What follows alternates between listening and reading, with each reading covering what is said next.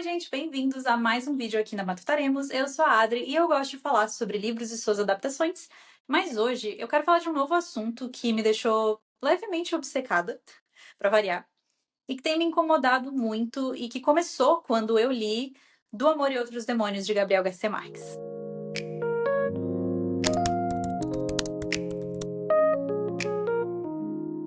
Eu acho que todo mundo já, pelo menos, ouviu falar de Gabriel Garcia Marques, né? Eu acho que todo mundo conhece por nome, ou pelo menos conhece algum dos títulos que ele escreveu, como 100 Anos de Solidão, que é o mais famoso.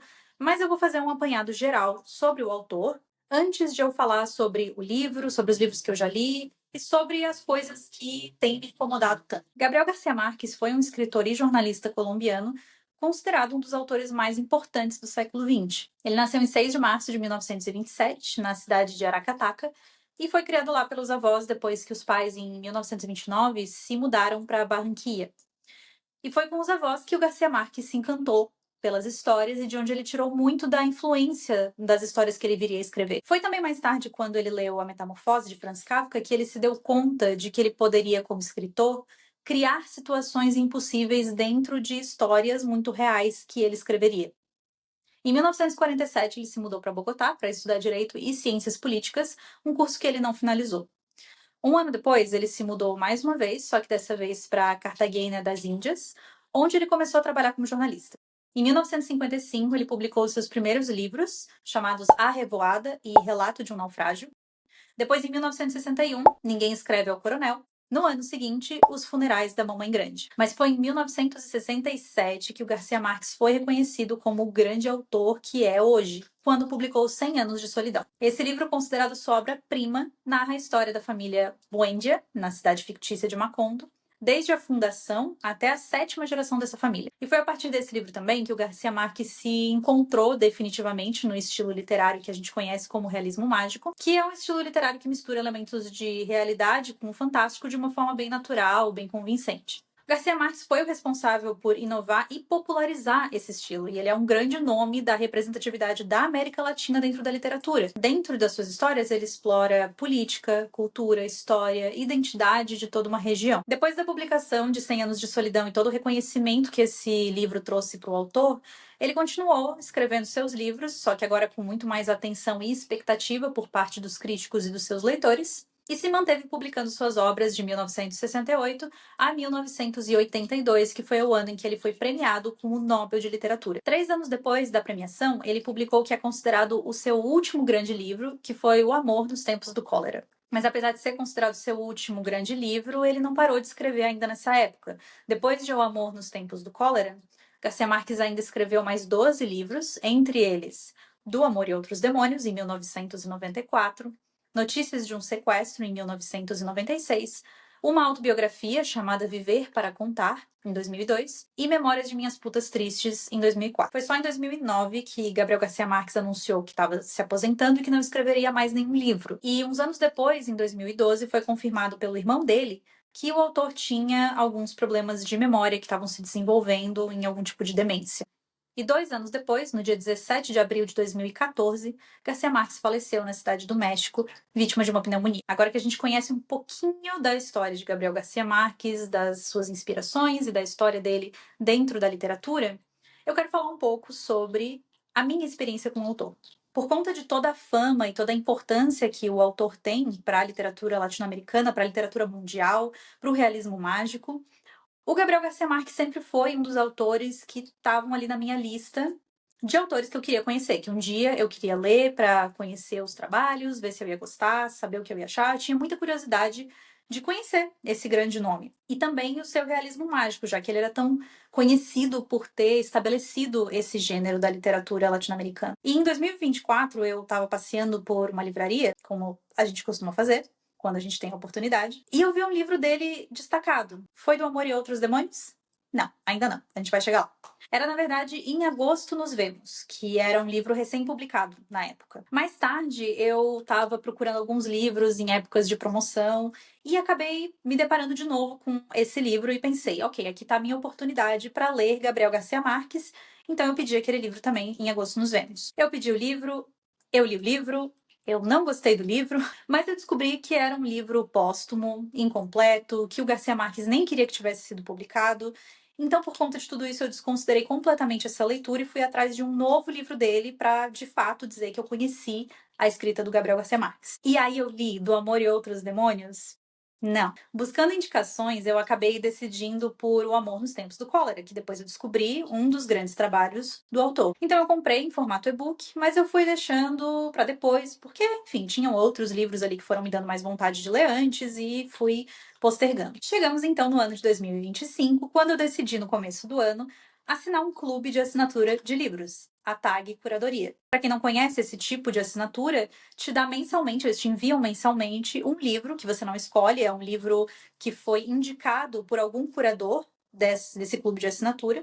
Normalmente, algum autor também de livros que já foram enviados nessa assinatura. E um desses livros, que foi do mês de agosto de 2025, foi Do Amor e Outros Demônios, que assim que chegou eu fiquei extremamente animada. Eu fiquei tão animada que quando eu abri a caixinha e vi um livro do Gabriel Garcia Marques, que eu quase parei o livro que eu estava lendo naquele momento só para começar aquele naquela hora. A sinopse do livro Do Amor e Outros Demônios diz o seguinte: Gabriel Garcia Marques viaja até a Colômbia, ainda colônia da Espanha, para compor uma história de amor cercada por mistério, sortilégio e feitiçaria, culminando num processo instaurado na Inquisição. Novamente um tema eternizado na literatura mundial, um dos desejos que elege as paixões e atinge as raízes mais profundas do ser humano, o amor. A unir a jovem Sierva Maria de Todos los Ángeles e o padre Caetano de Laura, em momentos de terno sossego e ardente volúpia, o mestre do realismo mágico cria uma história com força e a pungência de um drama de nossos dias. Achei tudo muito incrível, muitas temáticas extremamente interessantes. Só que aí eu li o livro. Oh, no. Em Do Amor e Outros Demônios, a gente acompanha a Sierva Maria, que é uma menina que nasceu em uma família muito disfuncional. Os pais dela negligenciaram essa menina, realmente ignoraram essa menina desde pequena, e ela acabou crescendo, na verdade, com as pessoas escravizadas da família dela. Ela passava todos os dias com essas pessoas, ela dormia, ela foi ensinada, ela cresceu com essas pessoas que realmente eram a família dela, ao contrário dos pais que a negligenciavam. Ela então aprendeu, antes de falar o espanhol, aprendeu a falar iorubá, ela conheceu todas as tradições e a cultura dessas pessoas escravizadas, e por conta disso ela era muito diferente daquilo que se era esperado de uma menina branca de uma família relativamente rica. Então, quando ela é mordida por um cachorro com a doença raiva, mesmo depois que o período de incubação dessa doença passa, ela ainda é considerada como uma pessoa que possivelmente está doente.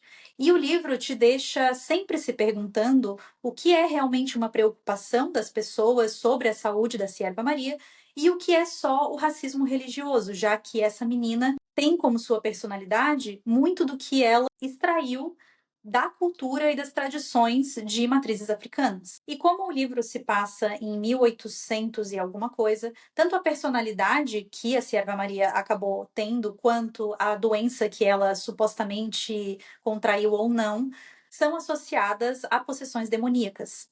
E é por isso que a Sierva Maria acaba sendo enviada para um convento onde ela conhece o padre Caetano e onde eles se apaixonam. E é onde eu tenho o meu grandíssimo problema, o começo do meu grandíssimo problema, com alguns livros de Gabriel Garcia Marques. Porque a Sierva Maria, quando ela contrai a doença, ou enfim, quando ela é mordida pelo cachorro, ela acabou de completar 12 anos de idade. E quando ela é enviada para esse convento, ela continua tendo 12 anos de idade. E quando ela supostamente se apaixona por Padre Caetano, de 36 anos de idade, ela continua tendo 12 anos de idade. Agora, como eu li na sinopse para vocês, durante todo o livro, esse relacionamento é retratado como amor de verdade. Esse relacionamento é tratado como algo que é benéfico para os dois. Eu vi pessoas na internet falando que, apesar da idade, a gente até torce por eles, porque é tão bonito o amor dos dois. E além do incômodo que eu tive com o que eu li, eu também me incomodei muito com as coisas que eu vi na internet sobre as opiniões, sobre a própria sinopse do livro,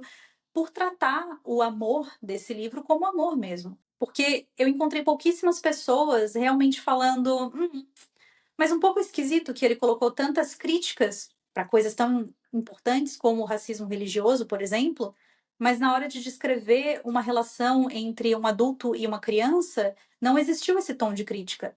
Muito pelo contrário. Se eu não te dissesse que ela tem 12 anos e ele 36, e você lesse as cenas que os dois compartilham juntos, você ia achar muito bonito. Você ia pensar, nossa, que casal fofo. De toda forma, eu gostei em geral do livro. Eu só fiquei muito incomodada com a forma como esse romance é tratado como realmente um romance muito válido. Impossível por conta do fato de que ela estava presa num convento e ele era um padre que supostamente deveria exorcizar essa menina, mas esse é o único ponto que faz com que esse amor seja impossível, porque claramente não foi tratado como um problema a questão dos dois terem essa idade tão discrepante. Tirando isso, eu tava gostando demais da história até esse ponto chegar, que é ali nos 60% do livro. E como eu fiquei muito encucada com essa questão depois que eu li esse livro, eu me lembrei que eu tinha mais um livro do autor no meu Kindle. E aí eu pensei, ok, eu acho que eu vou aproveitar então, já que eu tô pensando tanto nisso e que eu tô procurando tanta coisa sobre o autor, sobre os livros dele, sobre a história dele, vou aproveitar e ler esse outro livro, já que eu já tenho ele comprado aqui. Esse outro livro, como eu falei, é O Amor nos Tempos do Cólera. Um livro um pouco maior, um livro um pouco mais descritivo também, mas que tem a mesma escrita muito boa, realmente. Eu esqueci de comentar isso, a escrita realmente é interessante demais, ela te prende bastante, ela tem um sarcasmo, uma poética muito interessante. Como eu já tinha entrado nesse buraco de coelho, decidi que era um bom momento para começar. Então, comecei a ler O Amor nos Tempos do Cólera e finalizei essa leitura também. E mais uma vez, nesse livro, eu também tive os mesmos incômodos que eu tive com Do Amor e Outros Demônios. Nesse livro a gente tem um casal que se conhece ali quando é criança, adolescente, o Florentino Ariza e a Fermina Daza. Esses dois ficam ali por 2 ou 3 anos trocando cartas apenas um com o outro. O Florentino Ariza pede a Fermina Daza em casamento. Ela hesita, mas ela aceita. Só que o pai dela descobre esse relacionamento e não concorda com ele e pega a menina e eles vão para casa de familiares dos dois em uma outra cidade. Mesmo assim, a Firmina e o Florentino continuam se comunicando via cartas, sem o pai saber, mas quando ela retorna para a cidade, ela já tem 17 anos e ela tá um pouco diferente, ela amadureceu, ela conheceu outras experiências, outras coisas e acaba que termina esse relacionamento com o Florentino. E conforme a vida vai andando, o pai dela meio que arranja um casamento para ela com um médico, ela casa com esse médico e o Florentino fica super triste de um jeito muito esquisito. Ele é um personagem que eu particularmente detestei. Achei ele um personagem muito chato, muito dramático, muito hipócrita. Eu realmente detestei o personagem e eu juro para vocês, eu fui de mente completamente aberta a ler esse livro. Porque, como eu falei, eu não desgostei de Do Amor e Outros Demônios, apesar das problemáticas e dos incômodos que eu tive, para mais no final do livro. Então, eu fui de mente super aberta, porque eu sabia que eu teria ali, de novo, aquela escrita muito boa do autor, aquela ambientação muito boa, mas é impossível, pelo menos para mim, é impossível gostar de Florentino Ariza. Basicamente, Florentino Ariza diz que vai esperar por Firmina Daza o tempo que for. Ele, inclusive, diz que o que precisa acontecer agora é esperar o marido dela morrer para que eles possam ficar juntos depois. Não que ela saiba disso, ele não fala isso para ela em nenhum momento. E durante os vários e vários anos até isso realmente acontecer, o marido dela falecer, o Florentino tem diversas namoradas que ele sempre mente para elas dizendo que elas são a única namorada que ele tem. Ele pegou um caderno, escreveu elas e colocou lá todos os nomes de todas as garotas, mulheres que ele ficou nesse tempo todo. Por algum motivo ele achou legal colocar esse nome lá, contabilizar isso ali. E de acordo com ele, tem mais de 600 nomes lá. Fora aqueles que ele achou que não era necessário, que não era tão importante colocar. Mas apesar de tudo, até o momento, nada muito absurdo, né? Ele realmente não tinha nenhum relacionamento com a Firmina. E, apesar de mentir para todas essas mulheres não ser uma característica bacana, um protagonista não precisa ser necessariamente gostável, certo? Não precisa ser uma boa pessoa para ser um protagonista. O problema, a última namorada de Florentino Daza, quando ele já tem os seus, acho que 60 anos, se chama América Vicunha. E eu quero que vocês me digam quantos anos vocês acham que tem América Vicunha. Ela tem 50, 40, 32.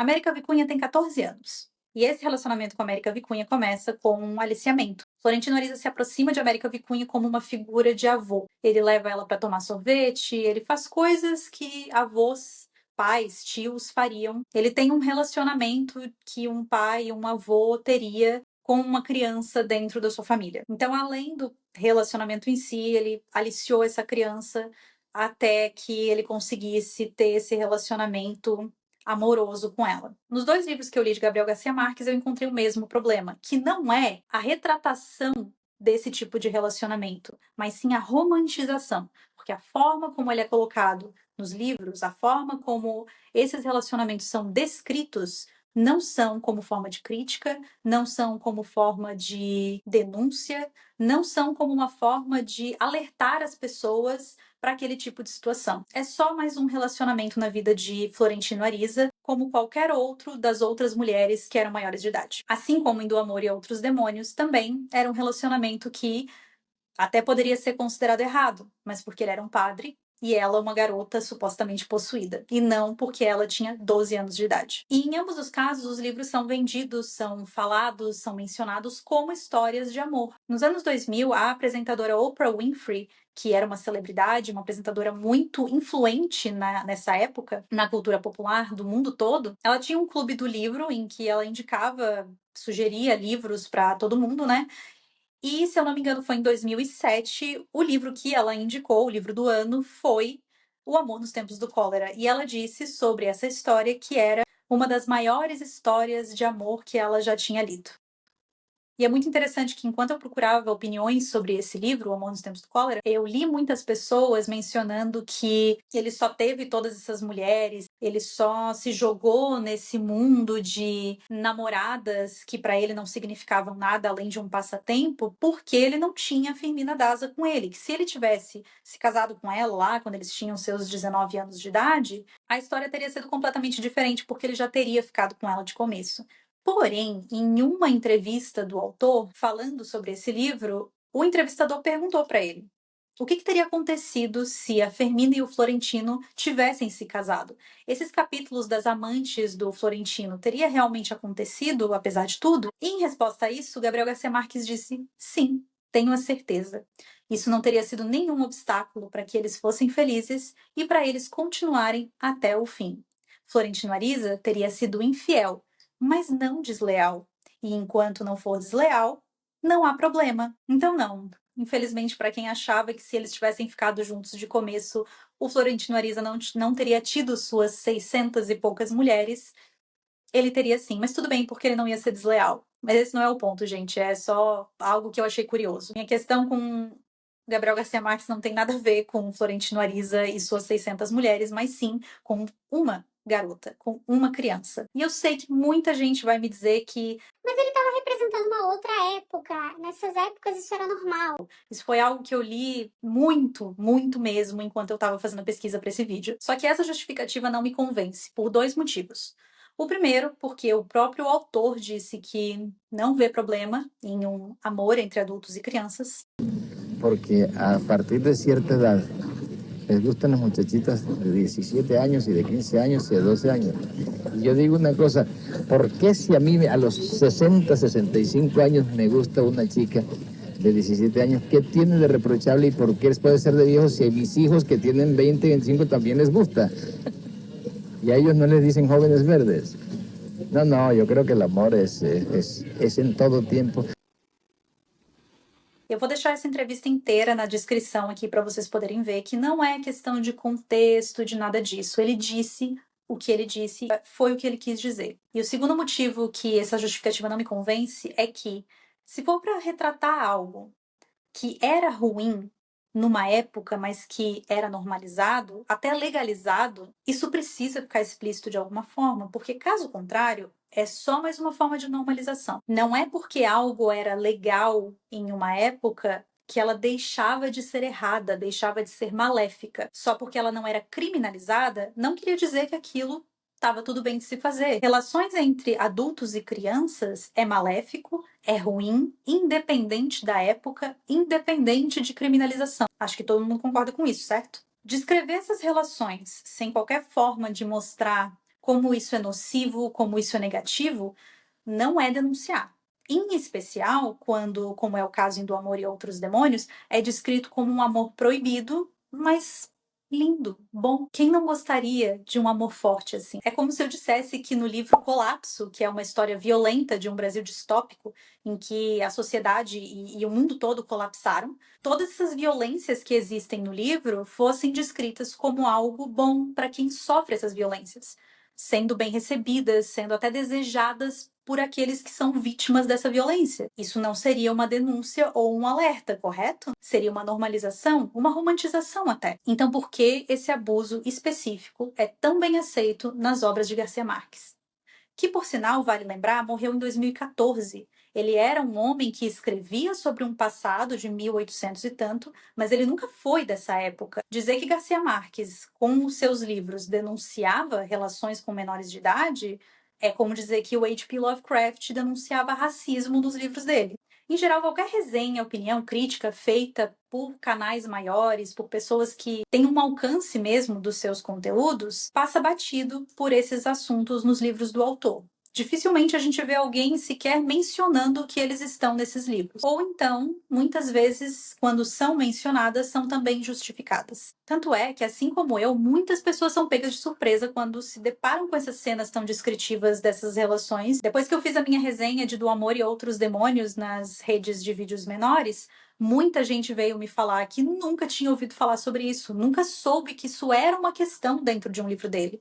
Porque tudo que a gente ouve falar de Gabriel Garcia Marques é realismo mágico, prosa poética, escrita incrível. Tudo que a gente ouve é 100% de forma positiva. A própria pesquisa que eu fiz para esse vídeo que eu tô fazendo para vocês foi bem longa e bem difícil, porque eu precisei usar 1000 palavras diferentes, procurar dentro de artigos acadêmicos e canais muito pequenos, muito nichados, para ver que sim, existem críticas, existem pessoas tentando falar sobre isso, tentando levantar discussões sobre isso dentro dos livros do autor, mas elas costumam ser ignoradas, como eu provavelmente serei, ou muito rechaçadas com os argumentos de que era a época que ele estava retratando, era uma denúncia. ou ainda você não entendeu. É claro que o contexto em que o livro é escrito tem que ser levado em consideração, afinal, livros e arte, em geral, são reflexos da sociedade. Mas justificar obras com era normal na época é ignorar a função transformadora que os livros podem trazer para as sociedades futuras. E apesar da gente não ouvir falar, essa não é uma discussão nova.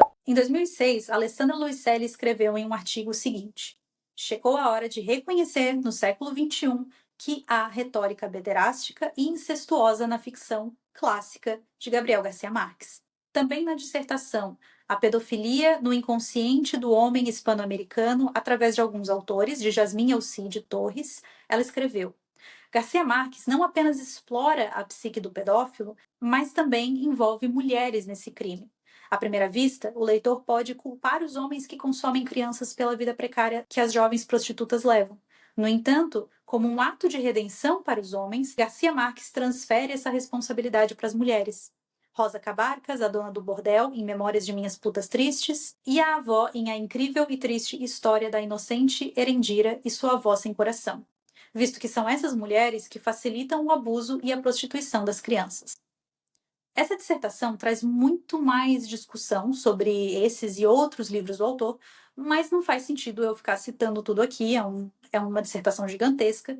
Então eu também vou deixar na descrição desse vídeo o link para esse trabalho, caso você tenha interesse. Um dos poucos materiais em vídeo que eu encontrei de pessoas também falando sobre esses temas e como eles costumam ser ignorados foi o canal Pérgola de Humo, no vídeo Mi Problema com Garcia Marques. A criadora menciona que na literatura tudo pode ser escrito, mas a questão é para quê?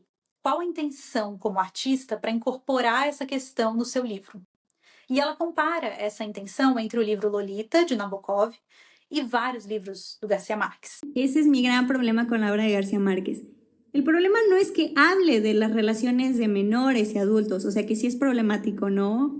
Pero no es el problema que lo toque directamente, sino es que lo haga desde la romantización. Y ojo, los antes mencionados Kawabata y Nabokov también romantizan esto y si quiere los unamos en otro video, pero al menos entendí el punto que querían tocar. Pero acá no veo nada más que la normalización de un discurso que permite que 1 de cada 6 niñas y 1 de cada 10 niños hayan sufrido abuso sexual en países latinoamericanos, según datos de la UNICEF en 2021.